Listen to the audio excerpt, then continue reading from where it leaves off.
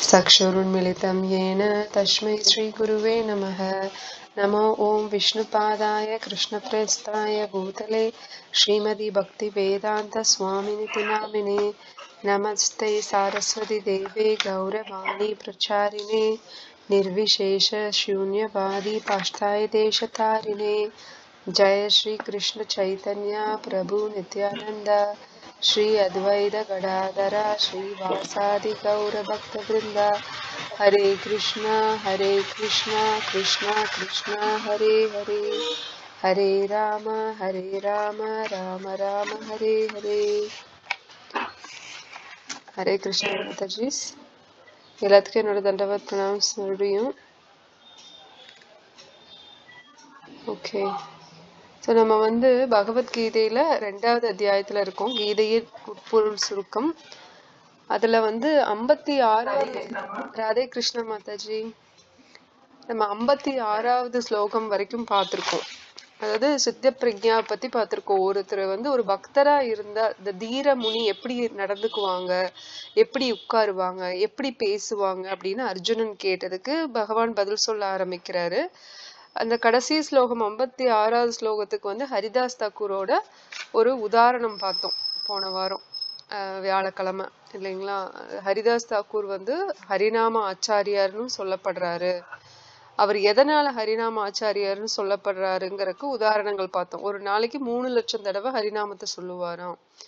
அதுக்கப்புறம் ஒரு விலை மாதுவை அனுப்பிச்சு வச்சு கூட அந்த அம்மா கிட்ட காத்திருங்க, நான் வர்றேன், உங்களை திருப்திப்படுத்துறேன், ஆனா என்னோட ஸ்லோகங்கள் அதாவது ஹரிநாமங்களை சொல்லிட்டு வர்றேன், டெய்லிக்கும் எவ்வளவு சொல்லணும்னு நான் அந்த சங்கல்பம் எடுத்திருக்கணும், அதை முடிச்ச உடனே உங்களை திருப்திப்படுத்துறேன். அவர் மனசுல எந்த சஞ்சலம் சங்கடம் காமம் எதுவுமே இல்லை, அவருக்கு பக்தி தான் இருக்கு. அந்த அம்மா 1 நாள் 2 நாள் வெயிட் பண்ணி அவங்களே பக்தராகி இவங்களைவே குருவா ஏத்துக்கிட்டாங்க. ஹரிநாமாச்சாரியரான ஹரிதாஸ் தாக்கூரைவே குருவா ஏத்துக்கிட்டாங்க அந்த விலை மாது. அதே மாதிரி 22 சந்த கடைகள்ல அவரை சாட்டையால அடிக்க வச்சாங்க அந்த ஊர் நவாப். அப்படி இருந்தும் முஸ்லீம் வீட்டுல பிறந்தும் அவருக்கு ஹரிநாமத்து மேல இருக்கிற ஈர்ப்புனால எப்பவுமே ஹரிநாமத்தை சொல்லிட்டே இருப்பாரு. முஸ்லிம் பிரேயரை சொல்லுன்னு சொல்லியும் அவர் சொல்லல, இதுதான் சொல்லுவேன்னு சொன்னாரு. அதனால 22 இடத்துல அவரை அடிக்க வச்சோம், அதுக்கும் அவர் எதுவுமே சொல்லல, அடிய வாங்கிட்டாரு. ஆனா பகவான் கிருஷ்ணருக்கு அந்த அடி விழுந்ததா காமிக்கப்படுதுன்னு நம்ம பார்த்தோம் இல்லைங்களா. சோ 56வது ஸ்லோகத்துல மூவகை துன்பங்களால் பாதிக்கப்படாத மனம் உடையவனும் இன்பத்தில் மிக்க மகிழாதவனும் பற்றுதல் பயம் கோபம் இவற்றிலிருந்து விடுபட்டவனுமான ஒருவன் நிலைத்த மனமுடைய முனிவன் என்று அழைக்கப்படுகிறான். அந்த எப்படின்னா அந்த முனி அப்படிங்கிறது இங்க என்ன அர்த்தம் அப்படின்னா, நம்ம வாசுதேவ சர்வமிதி ச மகாத்மா சுதுர்லபா, அந்த வாசுதேவன் பகவான் தான் எல்லாம், சர்வமும் வாசுதேவன் தான் அப்படின்னு நினைக்கிற அந்த மனம் உடையவங்க முனி அப்படின்னு சொல்லப்படுதா ஸ்ரீல பிரபுபாத் சொல்றாரு. சரி, இப்ப நம்ம 57வது ஸ்லோகம்க்கு போகலாம். நான் சொல்றேன், பின்னாடி எல்லாம் சொல்லுங்க. யா சர்வத்ர அனபிஷ்ணேஹ தத்தத் பிராப்ய சுபாசுபம் ந அபிரந்ததி ந த்வேஷ்டி தஸ்ய பிரக்ஞா பிரதிஷ்டிதா யா சர்வத்ர நபிஷ்ணேஹஸ்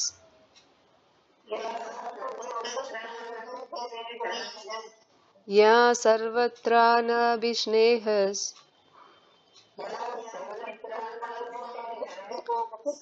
தத்தத் பிராப்ய சுபாசுபம்.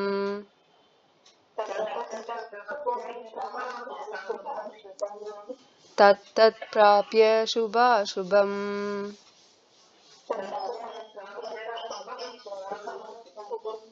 नाभिनन्दति न द्वेष्टि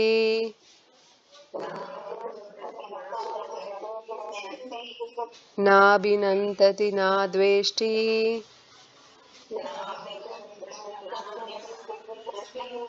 तस्य प्रज्ञा प्रतिष्ठिता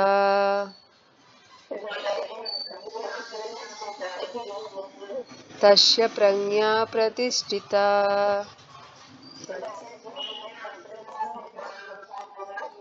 யாராவது படிக்கிறீங்களா?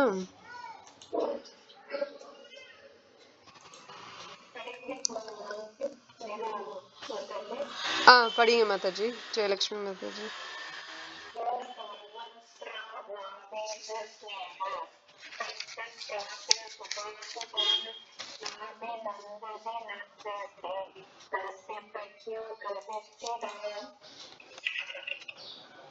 இப்பகுதியில் உலகில் ரகுவர்கள் நன்மை தீமைகளை அடையும் பொழுது அவற்றால் பாதிக்கப்படாமல் அவற்றை புகழாமலும் இகழாமலும் இருக்கின்றானோ அவன் பக்குவாயை விலகப்பவன் ஆவான். உலகில் நல்லதோ கெட்டதோ எப்பொழுதுமே ஏதாவது ஒரு காட்சி இருந்து கொண்டுதான் இருக்கும். இது போன்ற மாநில போக்குகளால் சஞ்சலமடையாமல் நன்மை தீமைகளால் பாதிக்கப்படாதவள் கிறிஸ்தவர்களை நிலைத்திருப்பதாக அறியப்படுகிறது. இவ்வுலகம் இரண்டின் தன்மைகளால் நிறைந்திருப்பதால் இப்பகுதியில உலகில் இருக்கும் வரை நன்மை தீமைகளுக்கான அமைப்பு எப்போதும் இருக்கும். ஆனால் கிறிஸ்தவர்களின் நிலைப்பட்டவள் நன்மை தீமைகளால் பாதிக்கப்படுவதில்லை. ஏனெனில் அது நன்மையின் பூர்ணாரம்பமாகிய கிறிஸ்தவர்கள் மட்டும் அக்கறை காட்டுகிறார். கிறிஸ்தவரில் ஆழ்ந்த இத்தகைய உணர்வு அதனை சமாதி என்னும் பக்குவமான தெய்வீக நிலையில் வைக்கின்றது. ஹரே கிருஷ்ணா மாதாஜி. ஹரே கிருஷ்ணா மாதாஜி. இது படிச்சாச்சுங்க மாதாஜி. நீங்க ஸ்லோகம் படிக்கணும்னு விரும்புறீங்களா? ஸ்லோகம் படிங்க. வேணா அடுத்த ஸ்லோகம் நீங்களே மொழிபெயர்ப்பும் பொருளுரையும் படிங்க. இப்ப ஸ்லோகம் மட்டும் படிக்கிறீங்களா? படிங்க.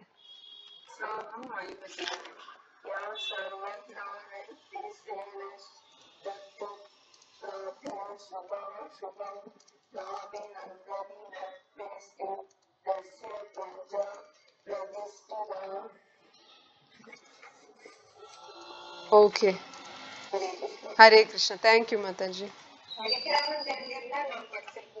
ஒன்னும் ப்ராப்ளம் இல்லைங்க மாதாஜி. நான் 2 தடவை கேட்கறதுல தவறே இல்லை. ஸ்லோகம் தானே, நோ ப்ராப்ளம் மாதாஜி. ஓகே. ஸோ இந்த ஸ்லோகத்துல அதனோட தொடர்ச்சி தான் நம்ம பார்த்துட்டு வர அதே தொடர்ச்சி தான், அதே பொருள் தான். அந்த நிலையில இருக்கிறவங்க, அந்த முனி நிலையில இருக்கிறவங்க வந்து எப்படி இருப்பாங்க அப்படின்னா அவங்களோட குணங்கள் எப்படி இருக்கும் அப்படிங்கிறது தான் இது. ஏற்கனவே அர்ஜுனன் கேட்ட 54வது ஸ்லோகத்துக்கு உண்டான கேள்விக்கு தான் பதில் கொடுத்துட்டு வர்றாரு கிருஷ்ணர். எப்படி வந்து ஒரு தன்னிலை உணர்ந்த ஒரு ஆள் எப்படி நடந்துக்குவாரு, எப்படி பேசுவாரு, எப்படி உட்காருவாரு அப்படிங்கிற கேள்விக்கு தான் இப்போ பதில் சொல்லிட்டு வர்றாரு கிருஷ்ணர். இதுல வந்து அவங்களுக்கு வந்து எப்பவுமே ஒரு சமநிலை இருக்கும், சமநிலையில இருப்பாங்க. எல்லாத்தையும் பண்டிதக சமதர்ஷினா அப்படின்னு ஒரு ஸ்லோகம் வரும் கிருஷ்ணர் பகவத்கீதையில வரும். ஸோ எப்படி வந்து அவங்க பார்வை, அவங்கள உலகத்தை வந்து அவங்க எப்படி பார்ப்பாங்க. எல்லாருக்கும் ஒரு இன்சிடென்ட் இருக்கு, ஒரு சுச்சுவேஷன் நடந்திருக்கு, ஒரு சம்பவம் நடக்குது அப்படின்னா அதை ஒவ்வொருத்தரும் ஒவ்வொரு கண்ணோட்டம் வழியா பார்ப்பாங்க. ஆனா பொதுவா பார்த்தோம்னா மக்கள் வந்து ஒரே மாதிரி தான் பார்ப்பாங்க. ஆனா பண்டிதர்கள், படிச்சவர்கள், பிரம்மன் ரியலைஸ்டு, பிரம்ம பூத்துவ நிலையில இருக்கிறவங்க, தான் அகம் பிரம்மாஸ்மி, நான் வந்து இந்த சரீரம் கிடையாது, நான் ஆத்மா, நான் பகவானோட நித்தியமா இருக்கேன், நான் பகவானோட நித்தியமான சேவகன், இந்த மாதிரி ஒரு அண்டர்ஸ்டாண்டிங், இந்த மாதிரி ஒரு புரிதல்ல இருக்கும்போது அவங்களுக்கு எந்த ஒரு சம்பவம் அது வந்து அவங்களுக்கு புகழ்ச்சியா இருந்தாலும் இகழ்ச்சியா இருந்தாலும் அவங்க ஒரே மாதிரி ஏத்துக்குவாங்க. சோ ஹிரண்யகாசிப்பு பாத்தீங்கன்னா ஹிரண்யகாசிப்பு, கம்சா, சிசுபாலா, தண்டவக்ரா, இவங்க எல்லாருமே பகவான நினைச்சுக்கிட்டே தான் இருந்தாங்க. ஆனா அவங்க வந்து அனுகூலியமா நினைச்சாங்களான்னா இல்ல. பகவான் என்ன சொல்றாரு, மன்மனா மவ பக்தோ, மத்தியாசிமாம் நமஸ்குரு. கிருஷ்ணர் சொல்ற எப்பவுமே என்ன நினைச்சிட்டே இருங்க, என்ன நமஸ்காரம் பண்ணுங்க, என்ன பிரார்த்தனை பண்ணுங்க, எங்கிட்ட வருவீங்க, என்ன எங்கிட்ட முழுசா சரணடைங்க. இத கிருஷ்ணர் திரும்ப திரும்ப சொல்லிட்டு தான் இருக்காரு. பகவத்கீதையில சரணாகதி தான் அடிப்படை.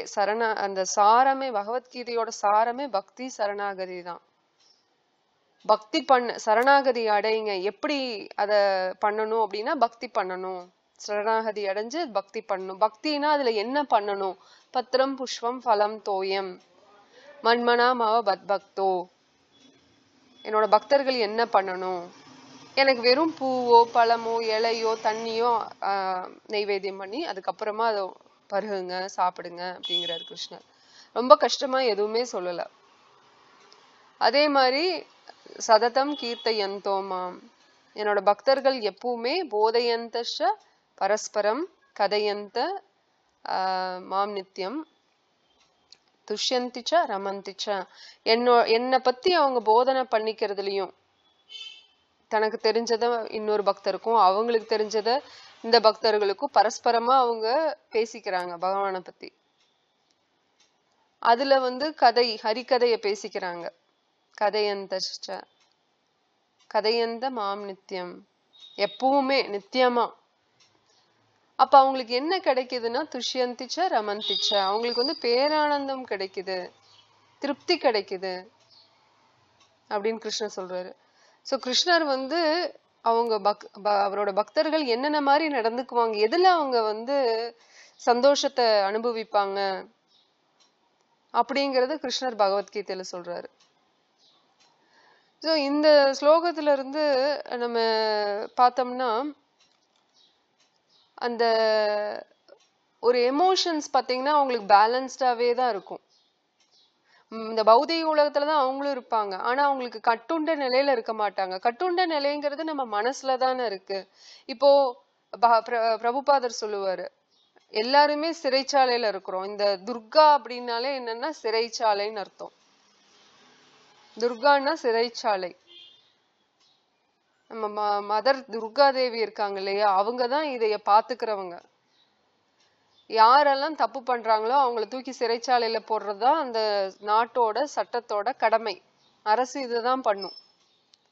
ஒருவன் அரசாங்கம்ங்கிறது ஒண்ணு கிடையாது, சிறைச்சாலைங்கிறது ஒண்ணு கிடையாது அப்படின்னு சொல்லி இருந்தான்னா அவனை என்னன்னு சொல்லுவாங்க? முட்டாள்னு சொல்லுவாங்க. அது மாதிரிதான் நாத்திகன் என்ன சொல்றாங்க அப்படின்னா, கடவுள் அப்படிங்கிறது கிடையாது, பௌதிக லோகம்ங்கிறது ஒண்ணு கிடையாது,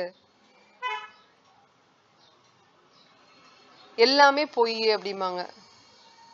ஜகத் மிருத்தியம், பிரம்ம சத்தியம் ஜகத் மிருத்தியம், பிரம்மம் தான் சத்தியம். நான் ஆத்மா அப்படிங்கிற உணர்தல் மட்டும் இருந்துட்டா போதுமா? பத்தாது. நான் ஆத்மான்னு மட்டும் புரிஞ்சுட்டு அதை மட்டும் வச்சு ஒன்னும் பண்ண முடியாது. அதுக்கு அடுத்தது என்ன?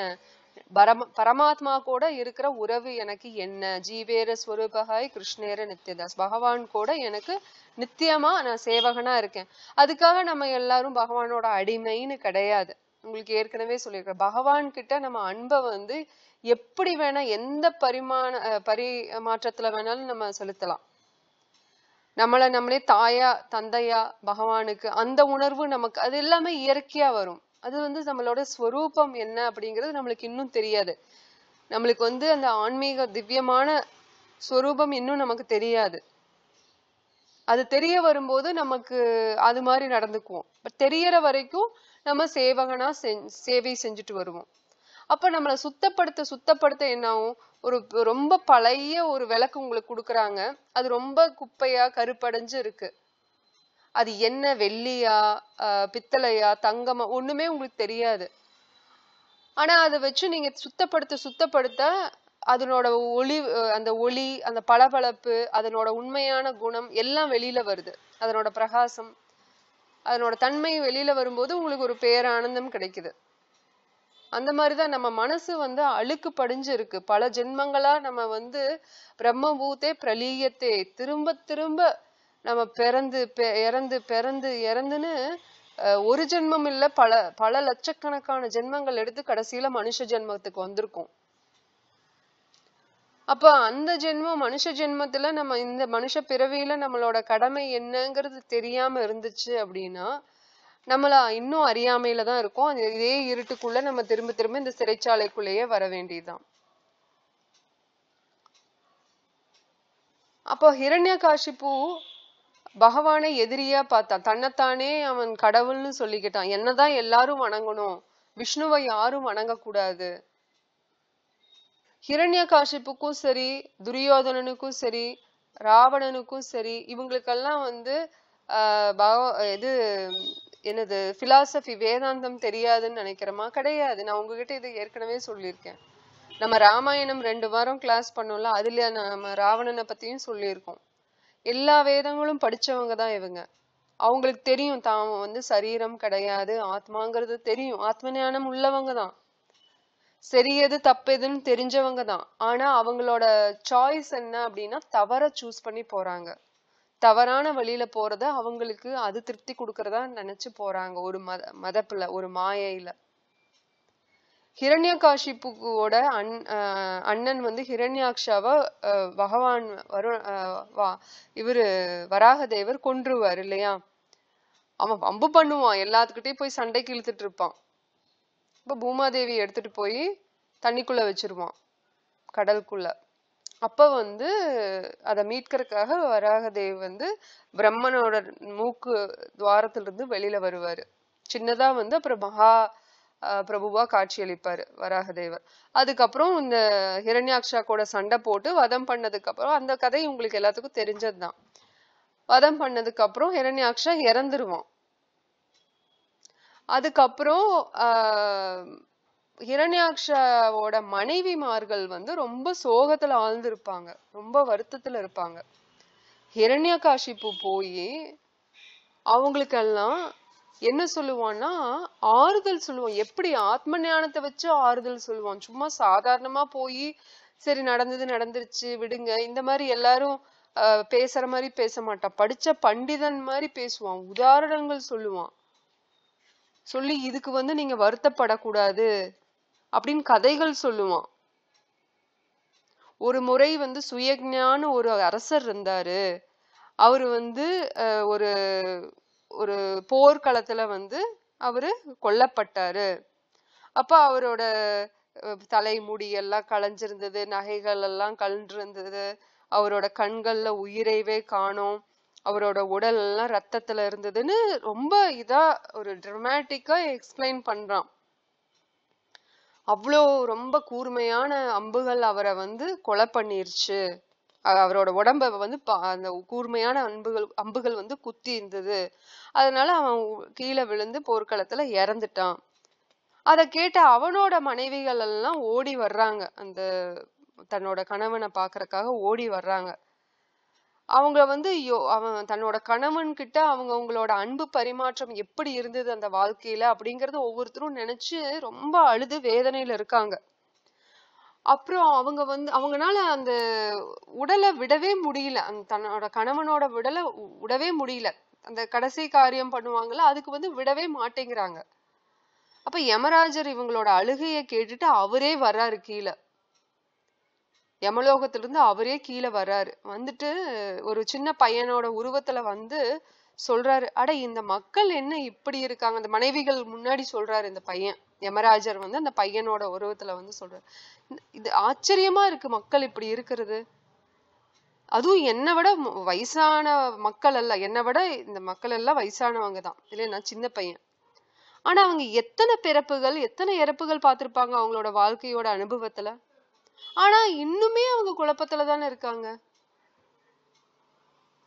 யாராலையும் இறப்ப தடுக்க முடியாது. இதை ஏன் அவங்க புரிஞ்சுக்க மாட்டேங்கிறாங்க? பகவான் எப்படி ஒரு குழந்தைய, ஒரு கருவை தாயோட வயிற்றுல காப்பாத்துறாங்களோ, பத்திரமா வச்சிருக்காங்களோ, அதே மாதிரி அதே பகவான் நம்ம எல்லாத்தையுமே வெளியிலயும் பத்திரமா தான் வச்சிருப்பாரு. அவரோட விருப்பத்துல ஒருவன் வாழ்றான், இல்ல அவன் இந்த உடலை விட்டுட்டு அடுத்த உடலுக்கு போறான். அவனோட தகுதிக்கேற்ப அவனோட உடல் மாற்றப்படுது. இத நினைச்சு ஒருத்தன் குழப்பிக்க கூடாது. ஒரு உறவினரோட இறப்ப நினைச்சு அவன் ஒரு பேரலைஸ் ஆகக்கூடாது. அப்படியே கை கால் வராம அப்படியே உடஞ்சு போய் உட்கார்றாங்க, அந்த மாதிரி இருக்க கூடாது அப்படிங்கிற அறிவுரைய யமராஜ் வந்து ஒரு சின்ன பையன் ரூபத்துல இந்த மனைவிமார்களுக்கு சொன்னதா ஹிரண்யகாசிப்பு சொல்லிட்டு இருக்கான் தன்னோட அண்ணன் மனைவிமார்கள் கிட்ட. அப்புறம் அந்த பையன் சொல்றானா, அந்த பையன் இன்னொரு கதை சொல்றான். ஒரு முறை வந்து ஒரு மரத்துல வந்து 2 பறவைகள் இருந்துச்சு, ஆண் பறவை பெண் பறவை. அப்ப பெண் பறவைய வந்து வேடன் வந்து கொன்னுட்டான். அதாவது கொன்னுட்டான்னா கேப்சர் பண்ணிட்டான். அந்த வலையில வந்து புடிச்சிட்டான், வலையில, தன்னோட வலையில. அப்ப தன்னோட மனைவி வந்து ஆபத்துல இருக்கா அப்படின்னு தெரிஞ்சு ஒரு ஒரு ரொம்ப பதட்டத்துல இந்த ஆண் பறவை வந்து அவ்வளோ சங்கடப்படுது. நான் வாழ்ந்து என்ன பண்ண போறேன், என்னோட மனைவி இப்படி ஒரு ஆபத்துல இருக்கா, அவ எந்த நேரமும் அவளோட உயிருக்கு ஆபத்து, அவ போனதுக்கு அப்புறம் நான் என்ன பண்ண போறேன், அவ இல்லாம நான் எப்படி வாழுவேன், என்னோட குழந்தைங்க வந்து சுத்தமா அவங்களுக்கும் ஒரு உதவியும் இல்லாம இருக்காங்களே, அவங்களும் இப்படி நாம இல்லைன்னா அவங்க என்ன பண்ணுவாங்க, நான் எப்படி மனைவி இல்லாம அவங்கள பாதுகாப்பேன் அப்படின்னு சொல்லி குழப்பத்துல புலம்பிட்டு இருக்கும்போது டக்குன்னு இந்த வேடன் என்ன பண்றான், ஒரு பறவை சிக்குது அப்படின்னா சும்மா இருப்பானா வேடன்? அது பாட்டுக்கு சிவனேன்னு போகாம நீ உட்கார்ந்துகிட்டே இருந்ததுன்னா அந்த அவனோட அம்ப எடுத்து வில்ல விட்டு அந்த பறவைய கொன்னுறான். அது மாதிரி இந்த கதையெல்லாம் சொல்லிட்டு அதாவது நீ வந்து அந்த பையன் சொல்றான், முட்டாள் பெண்களே, நீ 100 வருஷம் உட்கார்ந்து புலம்பிட்டு இருந்தாலும் உன்னோட உடல், அதாவது உன்னோட கணவன் வந்து திரும்பி இந்த உடல்ல வரப்போறது கிடையாது. அதுக்குள்ள நீ இப்படியே புலம்பிட்டே உட்கார்ந்துட்டு இருந்தாலுமே உங்களோட வாழ்க்கையும் முடிஞ்சு போயிரும், அவனும் வரப்போறது இல்ல, உங்க வாழ்க்கையும் முடிஞ்சு போயிரும் அப்படின்னு சொல்லிட்டு அவர் மறைஞ்சிடுறாரு. அதுக்கப்புறம் இந்த சுயஞாவோட மனைவிமார்கள் சரி அந்த செரிமனி, ஃபியூனரல் செரிமனி பண்றதுக்கு அலோ பண்றாங்க. சரி அவங்க பண்ணட்டும், கடைசி என்னென்ன பண்ணுமோ அதெல்லாம் பண்ணட்டும் அப்படின்னு சொல்லி விடுறாங்க. இத வந்து ஹிரண்யகாசிப்பு வந்து இந்த தத்துவத்தை வந்து சொல்றான். அதாவது விஷ்ணு வந்து எல்லாத்துக்குமே சமம் தான் அப்படிங்கறதையும் அவனுக்கு தெரியுது. ஆனா சில சமயங்கள்ல வந்து தேவி தேவர்களுக்கு சாதகமா பண்ணிடுறான் விஷ்ணு அப்படின்னு சொல்லி சொல்றான். இது வந்து இவ்வளவு பெரிய அறிவு தத்துவம் எல்லாம் சராசரி மனுஷங்களுக்கும் கூட தெரியாத அசுரனான ஹிரண்யகாசிப்புக்கு தெளிவா தெரியுது. ஆனா இவ்வளவு பொறுமையா தெளிவா பேசின ஹிரண்யகாசிப்பு அவங்களையெல்லாம் கிளப்பி விட்டுட்டு அடுத்த வேலையை பாருங்கன்னு சொல்லிட்டு இவ மனசுல ஃபுல்லா அந்த பொறாமை, வஞ்சம், பழி தீர்க்கிற எண்ணம், விஷ்ணுவை போய் நான் பழி வாங்கணுங்கிற எண்ணம், தேவி தேவர்கள் அந்த இந்திரலோகம் எல்லாத்தையும் கேப்சர் பண்றான். பண்ணி இந்திரலோகத்தையே இவன் வசம் எடுத்துக்கிறான். எடுத்துட்டு அத வந்து இவனோட வீடா உபயோகப்படுத்துறான், அரண்மனைய. அங்க எல்லா ஒவ்வொரு விஷயங்களும் ரொம்ப நுணுக்கமா விஸ்வகர்மா செஞ்சு கொடுத்திருக்காரு இந்திரலோகத்தை. தரையில இருந்து மேல சீலிங்ல இருந்து அந்த ஒவ்வொரு தூணுகளும் எல்லாம் அந்த மரகதங்கள், மணிகள்னு சொல்லிட்டு முத்துக்கள்னு விலை மதிக்க முடியாத விஷயங்களால பதிக்கப்பட்டிருக்கு. அந்த அளவுக்கு ஒரு உயர்ந்த ஒரு லக்ஸூரியஸான வாழ்க்கை அங்க இருக்கு. என்ன வேணுமோ எல்லாமே அங்க இருக்கு. சோ இத அனுபவிக்கிறான். அதுக்கப்புறம் தான் உங்களுக்கு தெரியும், அவன் போய் இந்த மந்தார மலையில போய் 100 தேவர்களோட கணக்குப்படி 100 ஆண்டுகள், அவங்களோட கணக்குப்படி 100 ஆண்டுகள் அவன் தவம் இருக்கிறான் ஒத்த கால்ல நின்னு. அதுக்கப்புறம் எறும்பே கூடு கட்டிடுது அவன் மேல, எறும்பெல்லாம் அவன் உடலை தின்றுது. அவன் வெறும் எலும்பு கூட, அந்த உயிர் வந்து அந்த எலும்பு கூடுக்குள்ள இருக்கு. அப்புறம் அந்த சூடு தாங்காம எல்லாரும் புகார் பண்ணவும், தேவி தேவர்கள் புகார் பண்ணவும், அதுக்கப்புறம் பிரம்மா வந்து வரம் கொடுக்குறாரு ஹிரண்யகாசிப்புக்கு. அதுக்கப்புறம் என்ன நடந்ததுன்னு உங்களுக்கு தெரியும், நரசிம்ம அவதார் வர்றாரு. கம்சனும் சரி, காலநேமியா பூர்வ ஜென்மத்துல காலநேமியா இருந்தவன், அவன் சாபத்தால கம்சனா வந்து பிறந்து அந்த தன்னோட தங்கச்சி பசங்களை 6 பேர்த்த கொன்னு, அதுக்கப்புறம் 7ஆவதா பலராம், 8ஆவதா கிருஷ்ணான்னு வர்றாங்க. சோ கம்சனோட இப்ப ஹிரண்யகாசிப்பு அந்த எதிரி ஒரு ஒரு பொறாமையில அந்த எண்ணத்திலேயே பகவான நினைச்சு அந்த பொறாமையிலேயே அந்த வஞ்சம் வளர்ந்துட்டே வருது, பழி வாங்கணும்னு. கம்சனுக்கு பயம். அந்த அசரீரி சொல்லு, சரீரம்னா உடல், அசரீரம் அப்படின்னா உடல் அற்றது, அசரீரினா உடலற்ற ஒரு ஒரு ஒரு ஜீவாத்மான்னு வச்சுக்கலாம். ஒரு குரல் வருது. அந்த குரல்ல சொல்லுது, அட முட்டாளே, நீ இப்படி கூட்டிட்டு போற கல்யாணமான உன்னோட தங்கையோட கணவனையும் அதே தங்கைக்கு பிறக்கிற குழந்தைதான், 8வது குழந்தைதான் உன்னை கொல்ல போகுது அப்படின்னு. அவனும் தத்துவம் எல்லாம் பேசும். ஃபர்ஸ்ட் ரொம்ப நியாயமா தான் நடந்துக்குவான். முதல் குழந்தைய நான் கொடுத்துட்றேன்னு வசுதேவர் சொல்லும் போது இல்ல கொண்டு கொடுப்பான், இல்ல வேணான்னு சொல்லுவான் ஃபர்ஸ்ட் கம்சன். இவரு நம்ப மாட்டார் வசுதேவர். அசுரகுணம் பிடிச்ச கம்சன் ஒரு நேரம் நல்லவனா பேசுவான், ஒரு நேரம் அவனுக்கு அந்த அசுரகுணம் வந்ததுன்னா, தமகுணம் ரஜகுணம் வளர்ந்ததுன்னா அவன் திருப்பியும் மோசமா நடந்துக்குவான். அதுக்கு நம்மளே போய் கொடுத்துடலாம் அப்படின்னு சொல்லிட்டு இந்த முதல் குழந்தை அப்படின்னு கொடுக்கும்போது, இல்ல இல்ல தங்க கணவனே நீ வச்சுக்கோ, அந்த அசரீரி 8வது குழந்தை தானே என்ன கொல்லுன்னு சொல்லியிருக்கு, முதல் குழந்தை என்ன பண்ணுச்சு, நீ எடுத்துட்டு போ அப்படின்ட்டுருவான். ஆனா கூடா சங்கம் கேடாய் முடியுங்கிற மாதிரி கூட இருந்தவங்க என்ன சொல்லுவாங்க, வேணாம் நீ கொன்றும்பாங்க. ஆனா அதுக்கு நாரத முனியே வருவார். ஆக்சுவலா நாரத முனிக்கு சீக்கிரமா கிருஷ்ணலீலை பாக்கணும். அவருக்கு பொழுதுபோக்கே இதுதான்.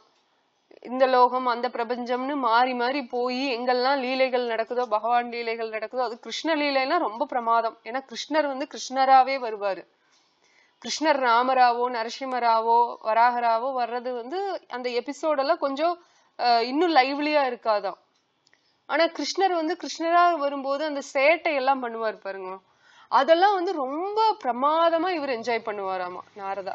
பகவானோட பக்தர்கள் எல்லாருமே என்ஜாய் பண்ணுவோம். நம்ம கேக்குறவங்க நம்ம என்ஜாய் பண்ணும்போது, லைவா பார்க்கும்போது இன்னும் நாரதா என்ஜாய் பண்ணுவாரா. அந்த சின்ன குழந்தை சேட்டை எல்லாம் பாக்குறது, அப்புறம் பெருசா எல்லாமே கிருஷ்ணலீலை மொத்தமாவே இவர் பார்க்கணும், என்ஜாய் பண்ணணும். அவர் சீக்கிரம் வரணும், சீக்கிரமா இந்த துஷ்டர்களை எல்லாம் அவர் அழிச்சிட்டு பக்தர்களை எல்லாம் கூட்டிட்டு போகணும், இந்த லீலைகள்லாம் இவர் பார்க்கணும். அதுக்கு ரொம்ப ஆசைப்பட்டு தூண்டி விடுவாரு கம்சன் கிட்ட. அட நீ என்ன இது முதல் குழந்தை கொல்ல மாட்டேங்கிற, அது யாரா வேணாலும் இருக்கலாம்ல, அது என்ன முதல் குழந்தையேதான் மீன் 8வது குழந்தையேதான் கொல்லணுமா அப்படின்னு இவர் தூண்டி விடவும் திருப்பியும் இந்த முதல் குழந்தையை வாங்கி கொன்றுவான் கம்சன். அந்த மாதிரி ஒவ்வொரு குழந்தையும் கொன்றுவான். இப்ப பெண் குழந்தை பிறக்கும்போது பெண் குழந்தையெல்லாம் என்னை கொல்ல பண்ணாதே அப்படின்னு சொல்லும்போது, அந்த பெண் தான் துர்கா தேவி. பட் எனவே அந்த கதையை விட நம்ம அந்த கான்சியஸ்னஸ் பத்தி சொல்லணும். ஏன்னா தீரமுனியை பத்தி தான் பேசிட்டு வரோம். அந்த கம்சாவோட கான்சியஸ்னஸ், அந்த உணர்வு எல்லாம் எப்படி இருந்தது, அவனோட எண்ணம் எல்லாம் எதுல இருந்ததுன்னா பயத்துல இருந்தது. கிருஷ்ணா கான்சியஸா இருக்கணும், நம்ம கிருஷ்ண உணர்வோட இருக்கணும்னு ஆச்சாரியர் சொல்றாங்க இல்லையா. அப்ப இவனும் கிருஷ்ண உணர்வுலதான் இருந்தான், ஆனா பயம் அப்படிங்கிற ஒரு உணர்வுல இருந்தான். அதுவும் தவறில்லை, ஏன்னா கடைசியில அவனுக்கும் முக்தி கிடைச்சது. பட் என்னன்னா இது அனுகூல்யமான உணர்வா அப்படின்னா கிடையாதுதான். எது அனுகூல்யமான உணர்வு அப்படின்னா, பகவான் கிட்ட நம்ம ஒரு உறவை வச்சுக்கிறோம் இல்லையா, பயத்து மூலியமாவோ இல்ல எதிரித்துவம், அவரு எனக்கு எதிரி அப்படிங்கிற மாதிரி அந்த எண்ணத்திலயோ பழி வாங்கணும் அப்படி இல்லாம ஒரு ஒரு எப்படி சொல்றது, வாத்சல்ய பாவத்துல ஒரு பேரண்டிங் மூடு, நம்ம தாய் தந்தையா நம்மள நினைச்சிட்டு பகவான குழந்தையா நினைச்சு நம்ம அவருக்கு சேவை பண்றது. ஐயோ குழந்தைக்கு இப்ப பசிக்குமே, குழந்தைக்கு அது பிடிக்குமே, நான் செஞ்சு கொடுக்கணும், நான் கேட்டிருக்கேன் இந்த ஆச்சாரியார் இது சொல்லியிருக்காரு, கிருஷ்ணருக்கு மாம்பழம் பிடிக்கும்னு சொல்லியிருக்காரு, அதை நான் செஞ்சு கொடுக்கணும், அவருக்கு பால்ல செய்யற ஸ்வீட் பிடிக்கும், நான் ஏதாவது செஞ்சு கொடுக்கணும். அந்த மாதிரி ஒரு வாத்சல்ய பாவத்துல நம்ம கொண்டு வர்றது அது வாத்சல்ய பாவத்துல இருக்கிற ஒரு ரசம், ஒரு டேஸ்ட் ஆஃப் பக்தி. அது ஒரு வகை, அத பகவான் அக்செப்ட் பண்ணிக்கிறாரு. எல்லாத்தையுமே பகவான் அக்செப்ட் பண்ணிக்குவாரு, எதையுமே ரிஜெக்ட் பண்ண மாட்டாரு இல்லையா. இது சாக்கிய பாவ், ஒரு நண்பனா அர்ஜுனன் இருந்த மாதிரி, சுதாமா இருந்த மாதிரி ஒரு நண்பன் மாதிரி நம்ம பகவான் கிட்ட நம்ம உறவு வச்சுக்கிறது. அடுத்தது தாஷ்யபாவ். தாஷ்யபாவ்னா நம்ம அவருக்கு கீழே சேவகன் அப்படின்னு ஒரு பணிவோட இருக்கிறது. அது வைகுந்த லோகத்துல இந்த பாவத்தை பார்க்க முடியும். ஏன்னா ஐஸ்வர்ய ரூபத்துல பகவான் இருக்கிறதுனால எல்லாமே ரொம்ப ஐஸ்வர்யமா இருக்கும், எல்லாமே அங்க இருக்கும். அது அந்த அந்த ஸ்வரூபம் பார்க்கும்போது நம்மளுக்கு பவ்யமா, இப்ப ஒரு பெரிய ஆபீசர் வராங்க அப்படின்னா உடனே பவ்யமாகறாங்கல்ல.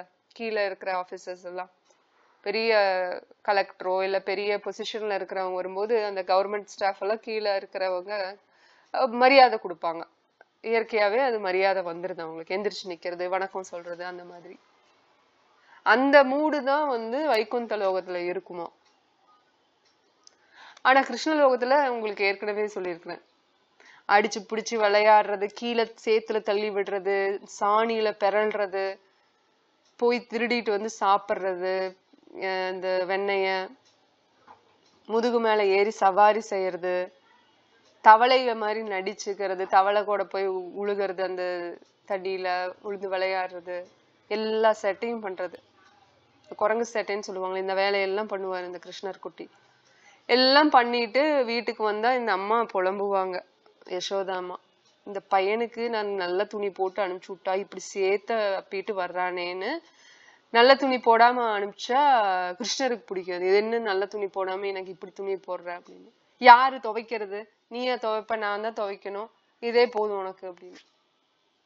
பெல்ட் ஒரு முறை டைட்டா போடல யசோதாமான்ட்டு கிருஷ்ணருக்கு கோவம். அதனால தாமோதர் லீலையில உங்களுக்கு கேள்விப்பட்டிருப்பீங்க என்ன ஆகும்னு. அந்த பெல்ட் பத்தாம பெரிய இருக்கிற எல்லா கயிறையும் கட்டி இடுப்புல கட்டினாலும் பத்தாது, ஒரு 2 இன்ச்சு பத்தாமையே இருக்கும். தாமோதர லீலை உங்களுக்கு தெரியும்னு நினைக்கிறேன். அது வரும்போது நம்ம பேசுவோம். இப்ப தாமோதர மாசம் வரும் அக்டோபர் நவம்பர்ல. ஏற்கனவே நான் பண்ண யூடியூப் வீடியோவும் இருக்கு, உங்களுக்கு விருப்பம் இருந்தா சொல்லுங்க, நான் அதை அனுப்பிச்சு வைக்கிறேன், பழைய வீடியோ. அவரோட லீலையெல்லாம் கேட்கும் போது நம்மளுக்கு அவ்வளவு சந்தோஷமா இருக்கும், அந்த பூரிப்பு, ஆத்ம திருப்தி. அதான் வைகுந்த லோகத்துக்கும் அந்த கிருஷ்ண லோகத்துக்கும் உள்ள வித்தியாசம். சோ இந்த மாதிரி ரசம் நம்மளோட பாவம் இருக்கு அப்படின்னா கிருஷ்ணர் அக்செப்ட் பண்ணிக்கிறாரு. சிசுபாலன் வந்து அவனும் கசன் தான், அர்ஜுனன் எப்படியோ அது மாதிரிதான் சிசுபாலனும். ஆனா அந்த சிசுபாலனுக்கு வந்து அவ்வளவு ஒரு எப்படி சொல்றதுன்னா அந்த எனிமிட்டி தான் அவனுக்கும். எப்ப பார்த்தாலும் கிருஷ்ணர் மேல அந்த ஒரு பொறாமை இருந்துட்டே இருக்கும்.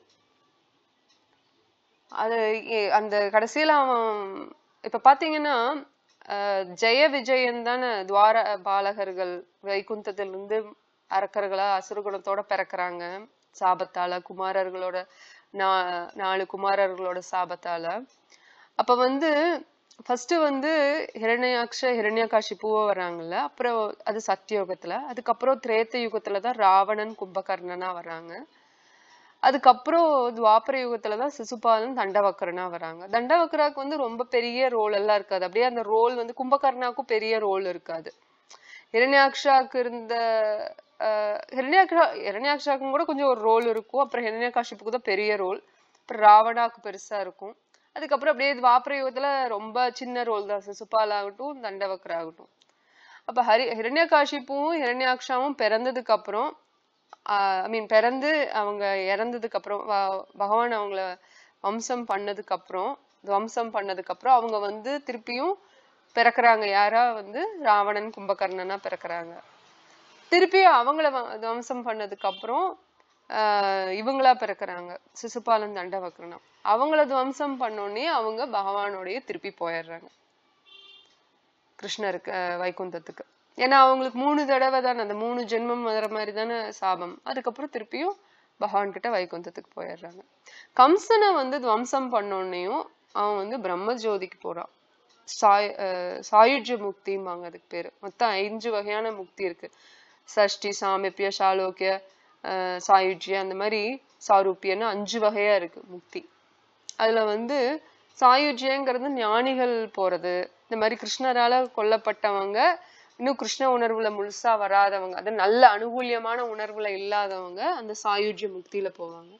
அப்படின்னா என்னன்னா சாயுஜ முக்திங்கிறது பிரம்ம ஜோதியில போய் கலக்கிறது. அவங்க வந்து எப்படின்னா அந்த ஸ்பிரிச்சுவல் ஸ்கை ஆன்மீகத்துல வானம் மாதிரின்னு வச்சுக்கோங்களேன். அங்க போய் ஒரு லைட் மாதிரி தான் இருப்பாங்க. ஆத்மாவுக்கு வந்து சரீரமோ ஒரு உறவுகளோ இருக்காது. இப்ப நம்ம ஏரோப்ளைன்ல போறோம், பிரபுபாத் இந்த உதாரணம் கொடுப்பாரு. ஏரோப்ளைன்ல போறோம், பறந்துகிட்டே இருக்கும். ஒன்னா ஒரு நிலால போய் இறங்கணும், மூன் பிளானட்ல இறங்கணும், இல்லைன்னா மார்ஸ்ல போய் இறங்கணும், இல்ல ஏதாவது லோகத்துல போய் இறங்கி அங்க இருக்கிறவங்கள எப்படி இருக்கீங்க நல்லா இருக்கீங்களான்னு உட்காந்து சாப்பிட்டு ஒரு 2 நாள் தங்கிட்டு வந்தா நல்லா இருக்கும். அதை விட்டு சும்மா பறந்துகிட்டே இருந்தா எப்படி இருக்கும்? ஒரு மாதிரி ஒரு போர் அடிச்சிரும் கொஞ்ச காலத்துல. அது மாதிரிதான் இவங்களுக்கு வந்து பிரம்மஜோதியில போகணும்னு இந்த ஞானிகள் எல்லாம் பண்றாங்க, யோகம் பண்றாங்க. யோகி இந்த ஞானி யோகிகள்லாம் வேலை பண்றாங்க இல்லையா, அந்த தியானம் பண்றது அந்த மாதிரி. ஆனா அவங்க வந்து இறந்தோடனே அங்க போகணும்னு தான் விருப்பப்படுறாங்க. ஏன்னா அவங்களுக்கு முழுமையான ஞானம் இன்னும் வரல. பக்தி ஞானத்துல வந்து பிரம்ம ஞானம், பிரம்மன் பிரம்மம் பரமாத்மா பகவான்னு 3 நிலையில உணரலாம் பகவான. இந்த முதல் நிலையில உணர்றவங்க இந்த ஞானிகள், அப்புறம் யோகிகள் வந்து பரமாத்மா நிலையை உணர்றாங்க. ஆனா பக்தர்கள் தான் வந்து பகவான வந்து முழுசா பகவானா உணர்றவங்க அவங்கதான். அதனாலதான் பகவான் இருக்கிற லோகத்துக்கு, வைகுந்த லோகத்துக்கோ கிருஷ்ண லோகத்துக்கோ அவங்க போகணும்னு விருப்பப்படுறாங்க. போனா திருப்பி வரமாட்டாங்க. ஆனா பிரம்ம ஜோதிக்கு போனா திருப்பி வந்துதான் ஆகணும். ஏரோப்ளைன் எவ்வளவு நாள் சுத்திட்டே இருக்கும் மேல, திருப்பி வந்துதானே ஆகணும். அந்த மாதிரி அவங்க போயிட்டு இருப்பாங்க, அவங்களுக்கு அதுதான் விருப்பம்னு போறாங்க. ஆனா அங்க ஒரு உறவுகள் இல்லைன்னா, நீங்களே போறீங்க, ஒரு சும்மா சூப்பரா ஒரு பேலஸ் கட்டியிருக்காங்க, போய் பாக்குறதுக்கு மியூசியம் மாதிரி இருக்கு, பணம் எல்லாம் கட்டிட்டீங்க, அதுக்கு தேவையான டிக்கெட் எடுத்து அந்த ஊருக்கு போயாச்சு, உள்ள போறீங்க, ஒன்னும் யாருமே இல்ல அது என்னன்னு சொல்றதுக்கு, அங்க யாராவது நின்னு பேசுறதுக்கு ஒரு கடை கண்ணி ஒன்னும் கிடையாது. நீங்க போய் சும்மா சுத்தி பார்த்துட்டே இருக்கீங்க, எத்தனை நேரம் என்னத பார்க்க முடியும்? அதுல எதுவுமே அனுபவிக்கவும் முடியாது, எதையும் டச் பண்ண முடியாது, அப்படியே நின்னு பாக்கணும், அவ்வளவுதான். அப்படின்னா எப்படி இருக்கும் உங்களுக்கு? திருப்பி எப்படா போவோம் நம்ம ஊருக்குன்னு இருக்கும். அதனால பிரம்ம ஜோதியில இருக்கிற பிரம்மவாதிகள் வந்து அவங்களுக்கு ரொம்ப காலம் அங்க இருக்கிறதுக்கு விருப்பப்பட மாட்டாங்க. இப்ப கம்சாக்கும் அந்த முக்தி தான் கிடைச்சதா சொல்லப்படுது. திருப்பி அவங்க வரணும் தான், அது கொஞ்ச காலத்துல அவங்க வந்துருவாங்க பூலோகத்துக்கு வந்து. அதுக்கப்புறம் திருப்பியும் அதை அவங்க கன்டினியூ பண்ணணும், பக்தி அவங்க யோகத்தை கன்டினியூ பண்ணணும். அடுத்த நிலைக்கு பக்திங்கிற நிலைக்கு வந்தாதான் முழுமை அடையும் அவங்களோட ஜென்மம். இல்லைன்னா பிறப்பு இறப்புங்கிற சுழற்சியில திருப்பியும் வந்துட்டு தான் இருப்பாங்க. ஓகேங்களா? சோ நம்ம இந்த சமதர்ஷின அந்த ஸ்டேஜுக்கு வரணும். நல்லது செஞ்சா, நல்லது நடந்தாலும் சரி கெட்டது நடந்தாலும் சரி, அத வந்து பகவானோட அரேஞ்ச்மெண்ட்ல தான் நடக்குது. மாத்ரா ஸ்பர்சாஸ்து கௌந்தேயா அந்த ஸ்லோகம் இருக்குல்ல, சீதோஷ்ண சுகத்துக்கதா, அதே மாதிரிதான் 5வது அத்தியாயத்திலே வரும், சமதர்ஷினாக பண்டித சமதர்ஷினாக. அப்ப பகவானோட பக்தர்கள் பாத்தீங்கன்னா எது நடந்தாலும் அதை வந்து ஒரே மாதிரிதான் பார்ப்பாங்க.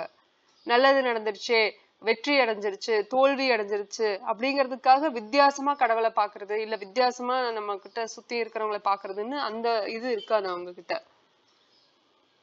எல்லாமே துவந்தங்கள் நிறைந்தது தானே பூலோகம், அதனால எல்லாமே மாறி மாறி வரதானே செய்யும். அப்ப எல்லாத்துக்குமே அவங்க தயாரா இருப்பாங்க. எல்லாமே பகவான் ஏற்பாட்டுலதான் நடந்துட்டு இருக்கு. ஏற்கனவே இந்த உதாரணம் கொடுத்துருக்கு, செஸ் விளையாடும் போது நம்ம மூவ் பண்ணிட்டு தான் இருக்கணும். இல்ல நான் மூவ் பண்ண மாட்டேன், செஸ்ல வந்து பீஸை நான் மூவ் பண்ண மாட்டேன், நான் இப்படியே தான் வச்சுட்டு இருப்பேன்னா அது ஆட்டம், அது வந்து அகர்மணி. அகர்மணி பண்ண முடியாது. கர்மணினா நம்ம டியூட்டியை செய்யறது, கடமையை செய்யறது, அகர்மணி. கர்மண்யே பதிகாரஸ்தே மா ஃபலேசு கதாச்சன மா கர்மஃபல ஹேதுர்பூர் மா சங்கஸ்தே அகர்மணி மா சங்கஸ்தே அகர்மணி. அகர்மணினா அந்த வேலை செய்யாம இருக்கிறதுல அவங்க விருப்பம் காமிக்கிறது. அப்படி இருக்க கூடாதுன்னு பகவான் சொல்றாரு. மா சங்கேஸ்வ அகர்மணி, அப்படி இருக்காத. உனக்கு அதிகாரம் இருக்கு வேலை செய்யறதுக்கு, உன்னோட கடமைகளை செய்யறதுக்கு உனக்கு அதிகாரம் இருக்கு. ஆனா மா ஃபலேஷு கதாச்சன மா கர்மஃபல ஹேதுர்பூ, உன்னோட கடமையை செஞ்சதுக்கு உனக்கு பலன் கிடைக்குமே, அதுக்கு உனக்கு உரிமை கிடையாது. அப்படின்னா என்னன்னா, நம்ம அதை நினைச்சு வருத்தப்பட்டுட்டோ எதிர்பார்த்துட்டோ இருக்கக்கூடாது. நம்ம கடமையை மட்டும் செஞ்சுக்கிட்டு போய்கிட்டே இருக்கணும். அப்ப நம்ம தான் ஃப்ரீயா இருப்போம், நம்ம தான் ரிலாக்ஸ்டா இருப்போம். கடமையை செஞ்சுட்டு அது இவங்க பாராட்டலையே, இவங்க நம்ம கிட்ட பேசலையே, இவங்க அதுக்கு எதுவுமே சொல்லலையே, இல்ல நம்ம அந்த மாதிரி ஒரு எண்ணத்துல எதிர்பார்ப்புலயே வாழ்ந்துட்டு இருந்தோம்னா நம்மளுக்கு கவலை வரதான் செய்யும். நம்ம தினசரி பகவானோட சேவையில ஈடுபடணும். வெறும் சிரவணம் பண்ணியே பரீட்சித் மகாராஜ் பகவான அடைஞ்சாரு. 7 நாள் தான். வெறும் ஸ்ரவணம் தான், கேட்கறது மட்டும்தான் பரீட்சித் பண்ணாரு இல்லையா? உட்கார்ந்து கேட்டுட்டே இருக்காரு. சுகதேவ கோஸ்வாமி ஃபுல் ஸ்ரீமத் பாகவத சொல்றாரு. 7 நாள் ஸ்ரவணம் இவர் பண்றாரு. கேட்கறது, ஸ்ரவணம்னா கேட்கறது. அதே மாதிரி பரத மகாராஜ் கட்வாங்க இருக்காருல்ல, கிங் கட்வாங்க, அவர் என்ன பண்ணாரு, வெறும் ஒரு முகூர்த்தம் தான் உங்களுக்கு இருக்கு வாழ்றதுக்குன்னு சொல்லவும் அந்த ஒரு முகூர்த்தத்தை வெறும் ஸ்மரணம், பகவானை நினைச்சு தியானம் பண்ணி பகவானோட லோகத்தை அடையிறாரு, வைகுந்தத்தை. அர்ஜுனன் என்ன பண்றான், சும்மா உட்கார்ந்துட்டு கேட்டுட்டு இருக்கிறதுக்கு அவன் சத்திரியா அப்படி சும்மா உட்கார்ந்துட்டு இருக்க முடியாது இல்லையா? அவன் வேலையை செய்யணும். கடமையை செஞ்சு பகவான் சொல்றதை கேட்டு, பகவத்கீதையில என்ன சொன்னாரோ அதை கேட்டு அவனோட கடமையை செஞ்சு பகவான் அடைஞ்சான். சோ நம்ம டெய்லிக்கும் சாண்டிங் பண்றோம், டெய்லிக்கும் இத்தனை ரவுண்ட்ஸ் பண்றோம், நம்ம டெய்லிக்கும் பகவானுக்கு நெய்வேத்தியம் பண்றோம், பகவானுக்கு பூவெல்லாம் நம்ம மாலையா கோர்த்து கொடுக்குறோம், இல்ல வாங்கி போடுறோம், ஏதோ ஒண்ணு பண்றோம், பகவானை பத்தி மத்தவங்களுக்கு சொல்றோம், மத்தவங்களையும் கேட்க வைக்கிறோம். ரொம்ப அற்புதமான சேவைகள் இதெல்லாம். இதெல்லாத்தையும் பகவான் பார்த்துட்டு இருக்காரு, எல்லாத்தையும் நோட் பண்றாரு. எவ்ரி சிங்கிள் ஐட்டம், ஆக்ஷன், நம்ம பண்ற ஒவ்வொரு விஷயங்கள், செயல்கள், நினைக்கிற விஷயங்கள், நம்ம மனசுல நினைக்கிறது, செயலா செய்யறது, நம்ம விருப்பப்படுறது, நம்ம வெறுக்கிறது, எல்லாமே பகவான் நோட் பண்ணிட்டு தான் இருக்காரு. நம்ம நினைப்போம், ஏன் பகவான் கேட்கவே மாட்டேங்கிறாரு, ஏன் நமக்கு ஒண்ணுமே பண்ண மாட்டேங்கிறாரு, திருப்பியும் நம்ம தான் பண்ணிக்கிட்டே இருக்கிற மாதிரி இருக்கு, அவர் ஒண்ணுமே ரெசிப்ரோகேட் பண்ண மாட்டேங்கிறாரே, இங்க ஒண்ணுமே பரிமாற்றம் இல்லையே அப்படின்னு நம்ம நினைக்கவே கூடாது, அவசியமே இல்லை. பகவான் கேரண்டி கொடுக்கிறாரு, என்னோட பக்தர்கள் ஃபெயிலியரா ஆக மாட்டாங்க, தோத்து போகவே மாட்டாங்க, என்னோட பக்தர்கள் எப்பவுமே அவங்க ஜெயிப்பாங்க. அது காலம் எடுக்கலாம், ஏன்னா நம்ம பண்ண கர்மம், என்னென்ன கர்மங்கள் பண்ணிட்டு வந்தோம்னு நமக்கு தெரியாது, ஆனா அவருக்கு தெரியும்ல. தூய்மையாக நம்ம இன்னும் அதிகமா பக்தி பண்ண அவரை நெருங்கிட்டே இருப்போம். நெருங்க நம்ம அவரு நம்ம கூட இருக்கிறத உணர ஆரம்பிப்போம். அவரு நம்மளை கைட் பண்றது, நம்மளை டைரக்ட் பண்றது, இதெல்லாத்தையும் இன்னும் உணர ஆரம்பிப்போம். இன்னும் நம்ம அதை உணரல அப்படின்னா இன்னும் நம்மளோட பக்திய இன்டென்சிஃபை பண்ணும். தீவிரேன பக்தி யோகேன யஜதே புருஷம் பரம். அந்த பரம புருஷன் பகவான் கிட்ட நம்ம இன்னும் தீவிரமா பக்தி பண்ணணும், அவ்வளவுதான். தினசரி காலையில எந்திரிக்கிறேன், குளிக்கிறேன், வேலை செய்யறேன், சாப்பிட்றேன், ரெஸ்ட் எடுக்கிறேன், திருப்பியும் இந்த ருட்டீனை பண்ணிட்டு இருக்கேன். இடையில நம்ம இது பண்ணுங்க, வேண்டவே வேண்டான்னு சொல்லவே கிடையாது.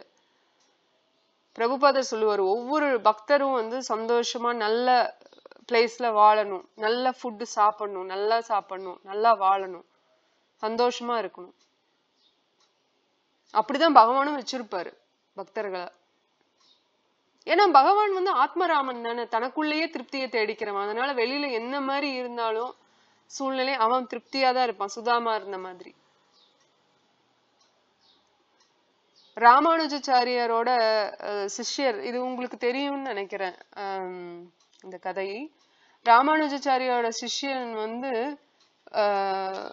வீட்டுக்கு வந்திருப்பாங்க. அவரோட ராமானுஜாச்சாரியார் அவரோட சிஷ்யர்களை கூப்பிட்டு ஒரு ஊருக்கு போவாரு. அந்த ஊர்ல தங்க வேண்டிய சூழ்நிலை வரும். தங்க வேண்டிய சூழ்நிலையோ இல்ல சாப்பிட்டுட்டு போற மாதிரி ஒரு சூழ்நிலை வரும். அப்ப அவருக்கு அந்த ஊர்ல இருக்க தன்னோட விருப்பமான ஒரு சிஷ்யரும் தம்பதி அங்க இருக்காங்க அப்படிங்கறது அவருக்கு ஞாபகம் வந்ததுனால அங்க போலான்னு சொல்லுவாரு. அப்ப அவங்களோட வீட்டுக்கு போகிறப்போ அந்த இடத்துல அந்த மனைவி இந்த சிஷ்யரோட மனைவி அவங்களுக்கு ரொம்ப புவர் கண்டிஷன்ல இருக்காங்க, ரொம்ப ஏழ்மையான நிலையில இருக்காங்க. அப்ப அந்த ஏழ்மையான நிலையில அந்த அம்மாக்கு ஆடை கூட உடுத்துறதுக்கு இருக்காது. அதனால கதவை சாத்திட்டு உள்ள இருப்பாங்க ஆடை இல்லாம. ஏதாவது வெளியில போறதுன்னா அந்த ஒரு ஆடை இருந்ததுன்னா அதை மட்டும் போட்டுக்குவாங்க போல. ஆனா அந்த நேரத்துல வந்து அவங்க கிட்ட ஆடை இல்ல, உள்ள இருக்காங்க. ராமானுஜாச்சாரியார் வர்றாரு. ஆண்மகன் ஒரு வீட்டுல இருந்தா, வேத காலத்துப்படி ஒரு ஆண்மகன் வீட்டுல இருந்தா வீடு கதவு திறந்திருக்குமா, பெண்மணி வீட்டுல இருந்தா கதவு சாத்தி இருக்குமா. அதை வச்சே தெரிஞ்சுக்கலாம் ஆண்மகன் வீட்டுல இல்ல, பெண்கள் தான் வீட்டுல இருக்காங்க அப்படின்னு. அப்ப இவர் கூப்பிடுறாரு, அதனால கதவை தட்டுறாரு. கதவை தட்டியும் வெளியில வரலங்கும் போது தெரிஞ்சிருச்சு ரொம்ப ஏழ்மையில இருக்காங்க, அவங்களுக்கு துணி கூட இல்ல போல போத்திட்டு வர்றக்கு அப்படின்னு சொல்லிட்டு தன்னோட ஆடைய ராமானுஜாச்சாரியார் அப்படி போடுறாரு. அப்ப அந்த பெண்மணி அதை உடுத்திட்டு வெளியில வந்து நமஸ்காரம் பண்ணிட்டு அவங்களுக்கு வந்து சேவை செய்யணும் இல்லையா, உபகாரம் பண்ணும் இல்லையா, அந்த சாப்பாடு செஞ்சு கொடுத்து அவருக்கு நல்லபடியா உபச்சாரம் பண்ணும். அதுக்கு வந்து அவங்க வீட்டுல ஒண்ணுமே கிடையாது. அவங்க அம்மாக்கு ஒரு ஆடை கூட இல்லைன்னா அப்புறம் மளிகை சாமானும் இருக்கவா போகுது, வீட்டுக்கு உபயோகமான பொருள் ஒண்ணும் இல்லை சமைக்கிறதுக்கு. அப்ப அந்த அம்மா ஆச்சாரியார உட்கார வச்சுட்டு அவங்க போறாங்க. பக்கத்துல ஒரு மளிகை கடைக்கு போறாங்க. அந்த மளிகை கடை முதலாளிக்கு வந்து இந்த அம்மா மேல எப்பவுமே ஒரு காம புத்தி இருக்கு. எப்பவுமே அந்த அம்மா கிட்ட தொந்தரவா நடந்துக்கிறதுக்கு முயற்சி செய்யும் போது இந்த அம்மா விலகி வந்துட்டே இருப்பாங்க. இந்த முறை இந்த அம்மா போயிட்டு எனக்கு தேவையான சமைக்க வேண்டிய விஷயங்கள் எல்லாம் கொடுங்க, காய்கறிகள் மளிகை சாமானம் எல்லாம் கொடுங்க, எங்களோட குரு வந்திருக்காரு, ஆச்சாரியார் வந்திருக்காரு, அவருக்கு நான் சமைச்சு போடணும், உங்களுக்கு வந்து உங்களை நான் இன்னைக்கு இரவு வந்து உங்களை நான் திருப்திப்படுத்துறேன் அப்படின்னு. இவனுக்கு ரொம்ப சந்தோஷமாயிரும். சந்தோஷமாயி உனக்கு வேணுங்கிறத எடுத்துக்கோ அப்படின்னு சொல்லிட்டு நெய் பலகாரக்கு தேவையான விஷயங்கள் எல்லாத்தையும் கொடுத்து அனுப்பிச்சு வச்சிருப்பா இப்படி. அப்ப இந்த அம்மாவும் வீட்டுக்கு வந்து பிரமாதமா சமைச்சு கொடுப்பாங்க. பிரமாதமா சமைச்சு சாப்பிட்டதுக்கு அப்புறம் இந்த கணவன் வருவாங்க, சிஷ்யர். அவரு கணவன் வரும்போது பார்த்த உடனே ரொம்ப ஆச்சரியமா இருக்கும். எப்படிடா நம்ம வீட்டுல ஒண்ணுமே கிடையாது, இப்படி பிரமாதமா மனைவி சமைச்சு நம்மளோட ஆச்சாரியருக்கு சேவை பண்ணிருக்காளே, எப்படி நடந்தது அப்படின்னு சொல்லி தனியா மனைவியை கூப்பிட்டு உள்ள போய் கேப்பா அப்படி என்ன நடந்ததுன்னு.